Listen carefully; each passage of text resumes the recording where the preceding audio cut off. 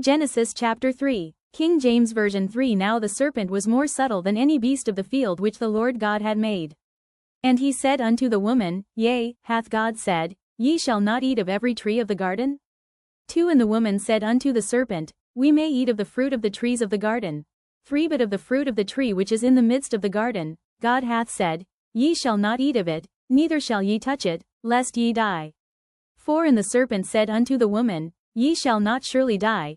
5. For God doth know that in the day ye eat thereof, then your eyes shall be opened, and ye shall be as gods, knowing good and evil. 6. And when the woman saw that the tree was good for food, and that it was pleasant to the eyes, and a tree to be desired to make one wise, she took of the fruit thereof, and did eat, and gave also unto her husband with her, and he did eat. 7. And the eyes of them both were opened, and they knew that they were naked, and they sewed fig leaves together, and made themselves aprons. 8. And they heard the voice of the Lord God walking in the garden in the cool of the day, and Adam and his wife hid themselves from the presence of the Lord God amongst the trees of the garden. 9. And the Lord God called unto Adam, and said unto him, Where art thou? 10. And he said, I heard thy voice in the garden, and I was afraid, because I was naked, and I hid myself. 11. And he said, Who told thee that thou wast naked? Hast thou eaten of the tree, whereof I commanded thee that thou shouldest not eat? 12. And the man said, The woman whom thou gavest to be with me, she gave me of the tree, and I did eat. 13. And the Lord God said unto the woman, What is this that thou hast done? And the woman said, The serpent beguiled me, and I did eat. 14. And the Lord God said unto the serpent, Because thou hast done this, thou art cursed above all cattle, and above every beast of the field.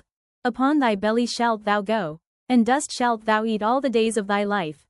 15. And I will put enmity between thee and the woman, and between thy seed and her seed. It shall bruise thy head, and thou shalt bruise his heel. 16. Unto the woman he said, I will greatly multiply thy sorrow and thy conception. In sorrow thou shalt bring forth children, and thy desire shall be to thy husband, and he shall rule over thee.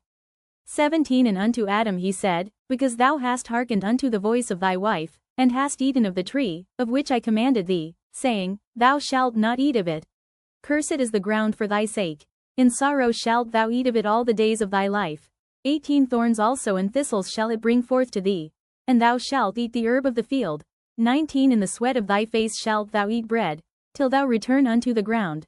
For out of it wast thou taken. For dust thou art, and unto dust shalt thou return. 20. And Adam called his wife's name Eve, because she was the mother of all living.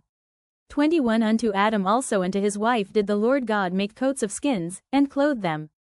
22. And the Lord God said, Behold, the man is become as one of us, to know good and evil. And now, lest he put forth his hand, and take also of the tree of life, and eat, and live forever. 23. Therefore the Lord God sent him forth from the garden of Eden, to till the ground from whence he was taken. 24. So he drove out the man, and he placed at the east of the garden of Eden cherubims, and a flaming sword which turned every way, to keep the way of the tree of life.